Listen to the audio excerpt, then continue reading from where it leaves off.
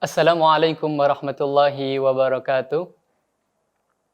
Pemirsa Dalwa TV yang dirahmati oleh Allah Subhanahu wa taala. Alhamdulillah wassalatu wassalamu ala Rasulillah Sayyidina Muhammad ibn Abdillah wa ala alihi wa sahbihi wa man walah. Wala haula wala quwwata illa billah amma ba'd. Alhamdulillah nashkurullah Subhanahu wa taala ala ni'amihi al-katsir. Kita bersyukur kepada Allah Subhanahu wa taala atas nikmatnya yang sangat banyak. Pertama, nikmat yang harus kita syukuri sebagaimana yang disebutkan oleh Dr. Kiai Haji Al-Habib Segaf bin Hasan Baharun adalah nikmat ijad. Nikmat adanya kita diciptakan oleh Allah Subhanahu wa taala di dunia ini. Kedua, nikmat yang wajib kita syukuri adalah nikmat iman dan Islam. Dan yang ketiga adalah nikmat sehat. Dan kita harus selalu banyak-banyak bersyukur.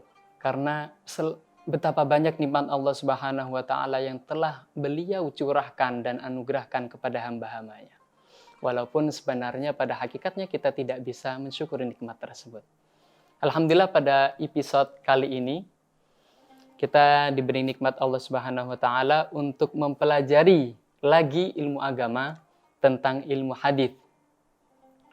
Langsung saja materi yang kita baca. Al-haditsu tsani, hadis yang kedua.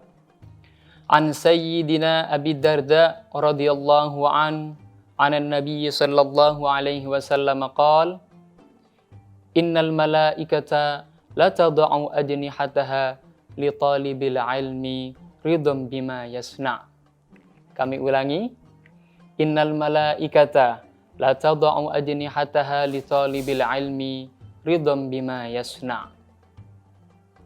Artinya, sesungguhnya malaikat benar-benar meletakkan sayap-sayapnya untuk menuntut ilmu karena ridho dengan apa yang ia perbuat. Ada yang bertanya, apa sih maksud dari sayap-sayap malaikat yang dihentangkan untuk para thalibul ilmi? Maaf.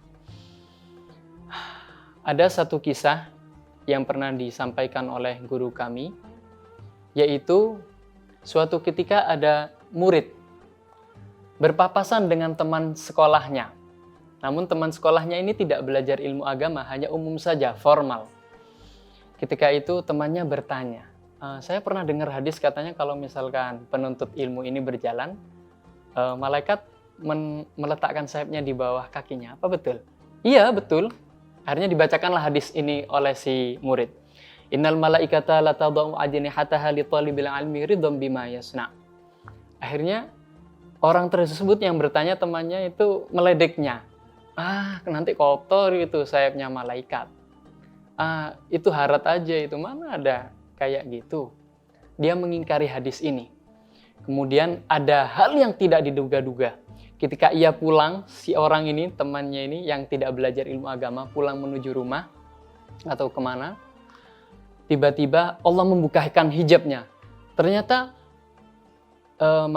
sayapnya malaikat itu benar-benar dibentangkan untuk thalibul ilmi. Dan dia melihat dengan mata kepalanya sendiri dan saat itu, seketika itu pula dia jatuh pingsan.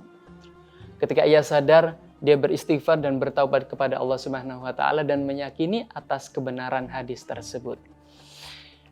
Itu hikmah yang pertama mungkin kita bisa ambil bersama, bahwasanya kita sebagai thalibul ilmi, baik antum semua yang berada di rumah yang menyaksikan acara ini, baik kita pula yang masih belajar. Semoga kita dijadikan oleh Allah Subhanahu wa taala santri atau penuntut ilmu yang diridhai oleh beliau. Amin. Kemudian ada salah satu cerita yang sangat menarik.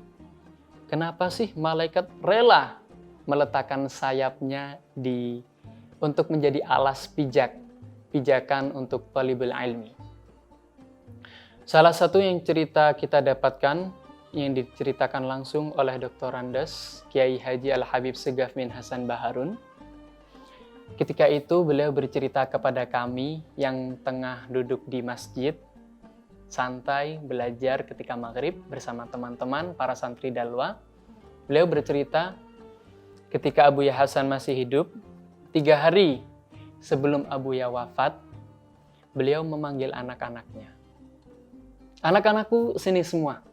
Baik itu yang dari anak pertama, dari Abu Yazen, Habib Segaf, Habib Hussein, Habib Ali Baharun, dan lain-lainnya.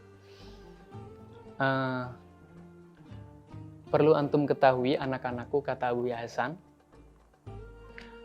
tidak semua barang di pondok, baik itu bangunan, kendaraan, atau apapun, itu murni milik pondok. Tidak, ada sebagian memakai harta abi, kata Abu Hasan. Ada sebagian itu yang memang dari harta abi, dan itu memang berhak untuk abi. Tapi antum saksikan semuanya, ishhadu, semua barang milik abi wakafkan untuk Allah dan Rasulnya. Abi wakafkan untuk Allah dan Rasulnya. Seketika itu Habib Segaf tercengang, kaget. Loh, saya ini masih kecil. Nanti saya dapat gimana kehidupan masa depan saya? Saya tidak memiliki harta, tidak memiliki pekerjaan. Dalam hati beliau. Kemudian Abu Hasan melanjutkan, memang Abu Hasan tidak mewarisi uang, harta, dan lain sebagainya. Tapi Abi, kata Abu Hasan, menitipkan ilmu. Dalam hadis disebutkan, innal anbiya'a lam yuwarrithu dinaran wala dirhaman, innama warrathu al-ilm.